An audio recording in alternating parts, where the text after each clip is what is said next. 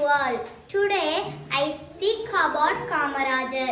Kamarajar was born on July 15, 1903. He was a politician. He established the midday meal program. He was referred as the Kingmaker. He passed away on October 2, 1975.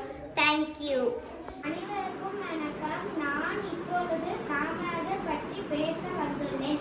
Kamarajar July 15ஆம் தேதி 1903ஆம் ஆண்டு பிறந்தார்.